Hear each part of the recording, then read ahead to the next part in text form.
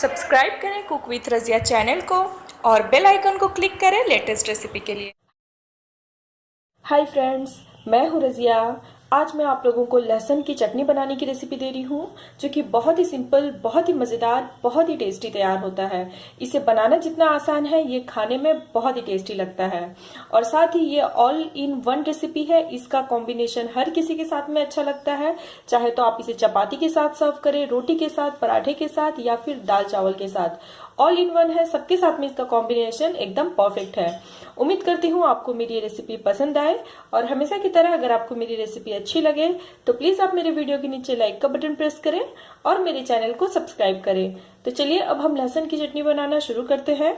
इसके लिए मैंने यहाँ पे लिया है 25 ग्राम लहसुन, यानी कि 3 जो बड़े बड़े लहसुन की गांठें होती है वो हमने इस्तेमाल किया है, जिसको हमने छील लिया है।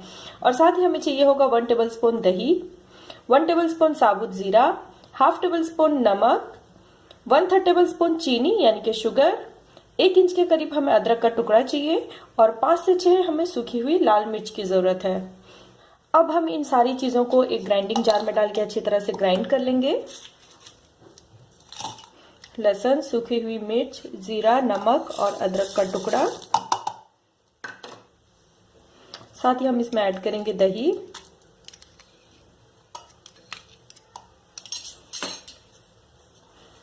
अब हम इसे अच्छी तरह से ग्राइंड करते हुए इसका एक बारीक पेस्ट तैयार कर लेंगे। अब आप देख सकते हैं तमाम चीज़ों को हमने ग्राइंड करके ये स्मूथ पेस्ट सा तैयार कर लिया है। अगर आपको लहसुन को ग्राइंड करने में कोई परेशानी हो रही हो तो आप इसमें 1 से 2 चम्मच के करीब पानी डाल सकते हैं और इस तरह से आप स्मूथ पेस्ट तैयार कर सकते हैं। अब आप एक पैन को गैस में चढ़ा लें और साथ ही आप इसमें 1 चम्मच के करीब वेजिटेबल ऑयल डाल लें।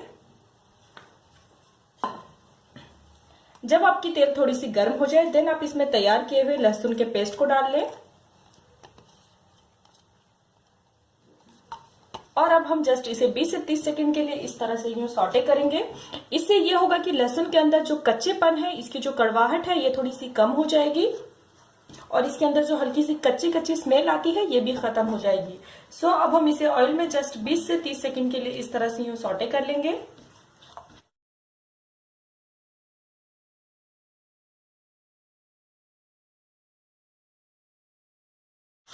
अब तकरीबन 20 से 30 सेकंड के लिए सौटे कर लेने के बाद अब आप गैस के फ्लेम को बंद कर लें।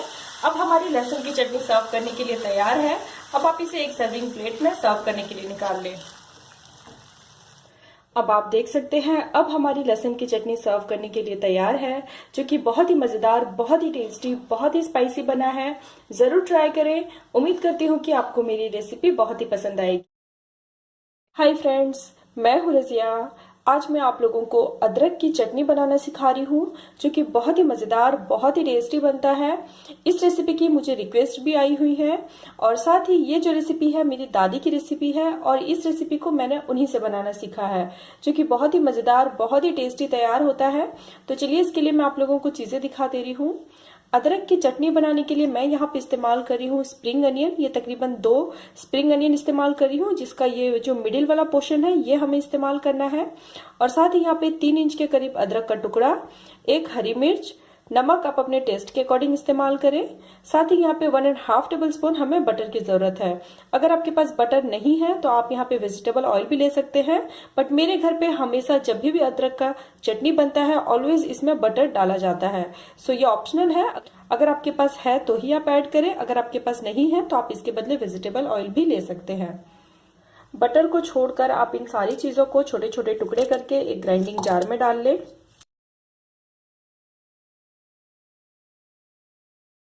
साथ ही इसमें डालें हरा मिर्च और स्प्रिंग अनियन। सिर्फ हमें बटर को छोड़ के इसमें इन तमाम चीजों को ऐड कर देना है।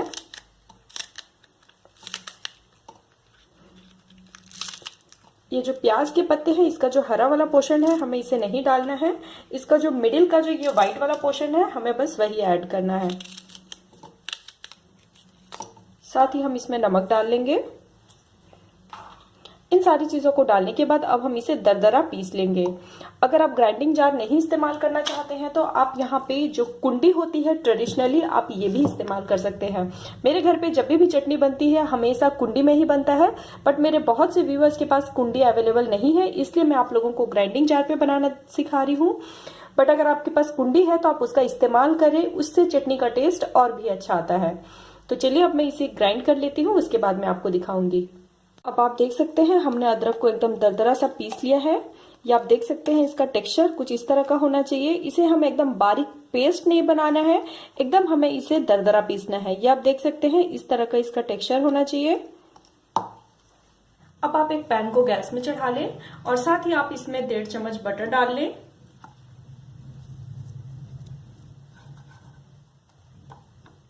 और अब मैं इसमें ऐड करूंगी ग्राइंड किया हुआ अदरक।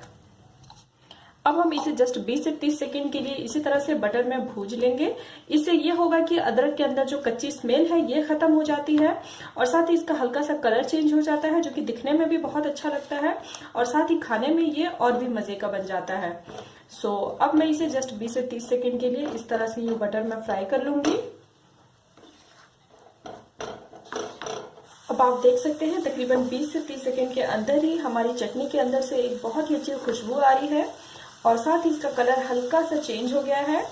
अब आप गैस की फ्लेम को बंद कर दें और साथ ही चटनी को एक सर्विंग प्लेट में सर्व करने के लिए निकाल लें।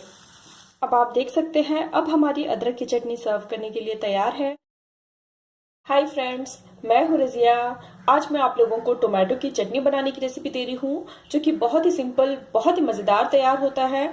मेरे घर पे जब भी ये टोमेटो की चटनी बनती है इसे खासतौर पे सूखी रोटी के साथ, पराठे के साथ या फिर कीमा और कबाब के साथ में इसे सर्व किया जाता है, जिसके साथ में इसका कॉम्बिनेशन बहुत ही मजे का होता है। जरूर ट्राई करें, बहुत ही सिंपल बहुत ही मजेदार रेसिपी है। तो चलिए इसके लिए मैं आप लोगों को चीजें दिखा दे रही हूँ। टोमेटो की चटनी बनाने के लिए मैं यहाँ पे इस्तेमाल कर रही हूँ 2 टोमेटो, एक मीडियम साइज का प्याज, एक हरी मिर्च जो कि बहुत हॉट है। अगर आपको तीखा ज्यादा पसंद है तो आप इसमें और भी ऐड कर सकते हैं। साथ ही यहाँ पे 5 से 6 यहाँ पे लहसुन की छोटी छोटी कलियां इस्तेमाल कर रही हूँ और साथ ही मैं यहाँ पे थोड़े से धनिया पत्ते इस्तेमाल कर रही हूँ और नमक आप अपने टेस्ट के अकॉर्डिंग इस्तेमाल करें। अब आप एक ग्राइंडिंग जार लें, इसमें हरी मिर्च, साथ ही इसमें डालें लहसुन और हम इसमें डालेंगे हरा धनिया। साथ ही आप इसमें टोमेटो और प्याज को छोटे छोटे टुकड़ों में कट करके डाल लें।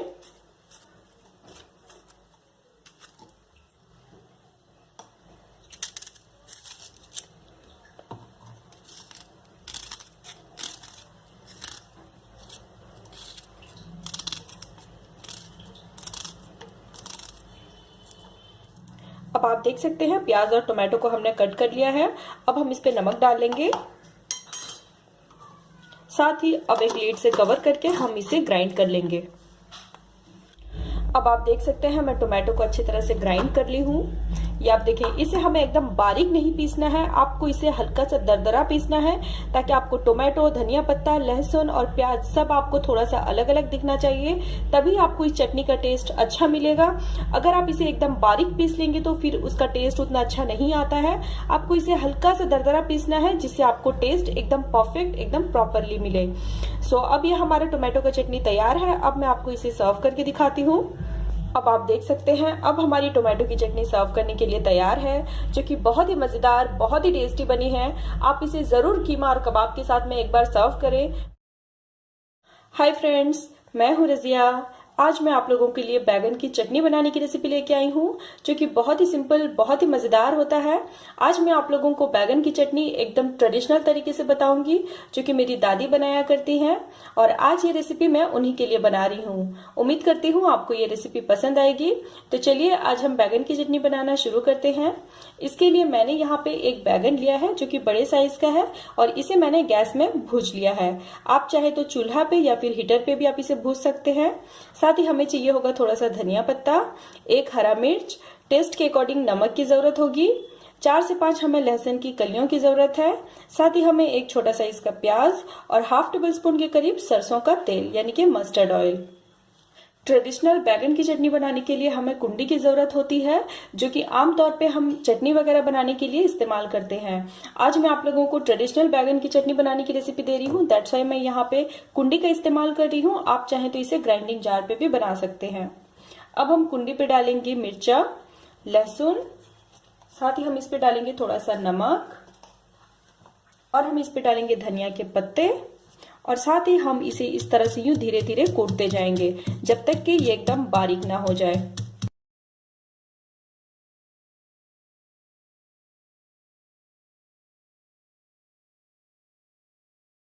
अब आप देख सकते हैं मिर्चा, लहसुन और हमने धनिया पत्ते को अच्छी तरह से कूट लिया है। अब हम बैगन को छील लेंगे। इस तरह से आप बैगन के ऊपर जो स्किन है इसे आप निकाल लें। ये आप देखिए यूं इस तरह से। भुजे हुए बैगन का टेस्ट और इसकी चटनी एकदम डिफरेंट होती है और खाने में भी बहुत ही मजे की होती है। बहुत से लोग बैगन को उबाल के भी चटनी बनाया करते हैं, बट मेरे घर पे खास तौर पे जब भी चटनी बनता है हमेशा इसे भूज के ही बनाया जाता है, जिससे चटनी का टेस्ट बहुत ही अच्छा आता है।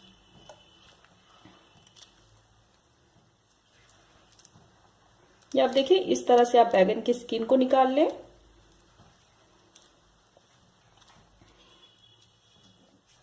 अब आप बैगन को कूटते जाएं।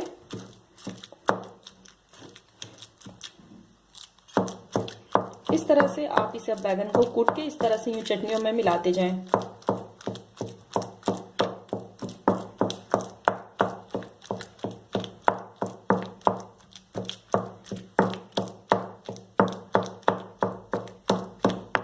ये आप देखें, अब इसकी जो डंठल बची है इसे आप फेंक दें। अब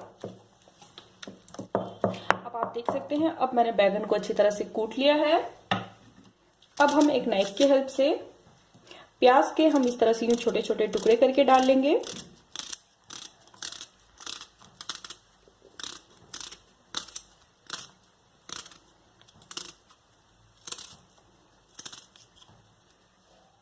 और साथ ही अब हम इस पे हाफ टेबल स्पून के करीब हम इस पे सरसों के तेल डाल लेंगे। अब हम इसे कूटते हुआ इस तरह से यूं चटनियों पे मिला लेंगे। अब आप देख सकते हैं अब हमारी ट्रेडिशनल बैगन की चटनी सर्व करने के लिए तैयार है। आप चाहे तो इसे एज इट इज कुंडी में भी सर्व कर सकते हैं या फिर आप इसे चाहे तो कटोरी पे या फिर प्लेट पे भी निकाल के सर्व कर सकते हैं। उम्मीद करती हूँ आपको मेरी ये रेसिपी पसंद आए और हमेशा की तरह अगर आपको मेरी रेसिपी अच्छी लगे तो प्लीज आप मेरे वीडियो के नीचे लाइक का बटन प्रेस करें और मेरे चैनल को सब्सक्राइब करें। और अगर आपको इस रेसिपी के रिलेटेड कोई भी डाउट हो प्लीज आप मेरे वीडियो के नीचे कमेंट करें। इंशाल्लाह मैं आपके सारे सवालों के जवाब दूंगी। फिर मिलते हैं एक नई रेसिपी और एक नई किचन टिप्स के साथ। तब तक के लिए बाय बाय, टेक केयर।